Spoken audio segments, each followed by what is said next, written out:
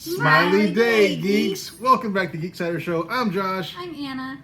And in this video, we're going to talk about Critical Role Campaign 3, Episode 13. So if you haven't seen it yet and you want to avoid any spoilers, skip this video and come back later because everything we say from this point forward is going to be a spoiler. We're finally here to the ball episode, and it did not disappoint at all. Now, the plan? What plan?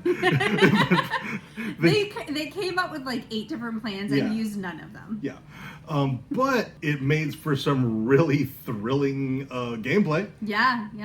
And what's kind of funny to me is Team A, I guess, I don't know if they ever distinguished who was A and B. Dorian's team? Yeah, Dorian's team was technically the smart team. That's the team with the brain cells. You have not so much Dorian, he's a bit of a himbo, but you have Orem and you have Imogen. Mm-hmm. They're like 2 of the only people in the group who have brain cells. And but they did not win the day in this episode. No, they didn't. Not even a little bit. And then Team B, who was all of the wild childs, they've actually accomplished some of their mission. I really think Ashton should have been on Team A. I do too. Because I think he might have been able to wrangle the chaos that ended up being Dorian and Fern. Yes. See, I particularly Dorian. I do understand them wanting to split Orem and Ashton because they're both muscle. Yeah. However, they were all in the same room. I don't think it mattered if they split the muscle. I think Orem, Imogen, and Ashton should have been on one team, and Fern should have been on Team B, and I think that would have went a lot better. Because switch Imogen with Fern in the dance part, right? Yes. Where she can try to get the ring off of the dude's hand with her hands, but also using telekinesis and kind of like doing both at the same time. I think that would have been immensely helpful, and I feel like Laura got legitimately angry at Robbie. I think a little bit. I think she kind of forgot that it's just a game, and that even though they totally messed up, it was kind of funny, and it made for really good role play and storytelling. Yeah. I absolutely think that Robbie forgot the plan, or one of the plans was to get the ring on the floor, pick it up, switch it out, and go, oh, hey, I found your ring. Yeah. And I also think that he just missed the part where Matt said he felt the ring come off and saw it on the floor. I don't know which part of that communication he missed, but I think he missed one of them because I think he thought that the guy just noticed his ring was gone and he was just going to be, oh, here's your ring. I was like, no, he sees it. He saw it on the floor, and then you're going to come up with a ring. He's going to get immediately suspicious. And I think he caught on to he knows that he figured it out eventually. He's like, I'm going to kick it. Yeah. And I just kicked something under the table. So I think Robbie did figure out what was going on, and then he tried to skyhook the ring over to Fern, and she's like, he proposed. that was freaking brilliant. That was some great ad-libbing on that was part. Brilliant improv on Ashley's part, because I was like, what's she gonna do? Obviously people saw something just bounce over to her. Yeah. So that was the whole, the whole reason for going to the ball was to get this tracker ring on that dude's hand. Yeah. And they did it. That was the main reason for going to the ball. Yes. There's some other things too, but that was the main goal. And that was a success. It was it was a success. Yes. Also in the 7th, dude, we got to talk about Chetney. Oh my God. Chetney that whole thing went full vax on us. Yeah. Sorry for you. It was amazing.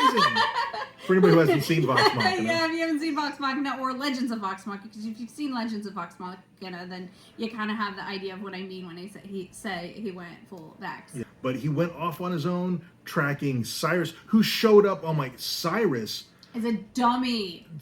You called Dorian a himbo. Cyrus is a himbo. King himbo. Oh, he has got to be one of the dumbest characters ever. Dorian's a little bit himbo. Yeah. Cyrus is all the himbo. Every single himbo in the entire world combined. I love when Chetney got it. He's like, "What are you doing here, you idiot? You're supposed to be lying low." He's like, "I'm trying to get out of my mess." He's like, "You're in a bigger mess." And yeah, he's in a bigger mess because we find out through Chetney's espionage that Lady Emoth, right, is like something akin to what Duggar was. Yeah, and like, I'm sorry, Cyrus, you got in this whole mess because you did some shady dealings with people. Like, you did a thing and it wasn't good and it backfired, and so to get out of it, you're gonna do it again? If Cyrus doesn't end up dead, I'm gonna be really surprised. Yeah, like, I don't know, at this point, I don't know how he survives because he's just so dumb. And really, I expect the whole ball thing to be even more catastrophic than it ended up being. There's still more we haven't left yet. But I think it was I thought it was going to end up much worse. Yeah. With as bad as they were rolling and as the monster brain fart that Robbie had, that I assume that's what it was. Yeah. I thought it was going to end up so much worse than it did. Yeah, it could have been so much worse. Like, I mean, ultimately, they were able to do it first try-ish without him figuring out what they were doing. Yeah. They So eventually that's got ultimately a success. Yeah. Chetney did not end up in combat alone against 4 Shade Creepers and Lady Emoth. I mean, it's like, say goodbye to Travis's second character if that had happened. Whew. I mean, like, he can turn invisible, and he's got those boots of Elvenkind. That saved his ass in this episode. Really? Yeah. Totally. And then the other big thing in this episode, the whole Ashton's plan. Yeah. With the Nightmare King costume. Ashton wanted to draw attention with his outfit, and absolutely did.